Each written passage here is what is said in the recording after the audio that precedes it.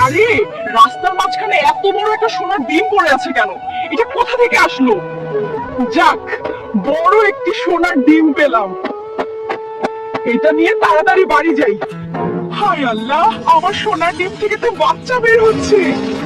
Wow, কত সুন্দর একটি কবুতর বের হয়েছে। ওরে, আমার আজকে অনেক আনন্দ হচ্ছে। আমার কবুতরটি অনেক সোনার ডিম দিচ্ছে। আজকে আমি এই সোনার ডিমগুলো গরিব মানুষদেরকে দান করব।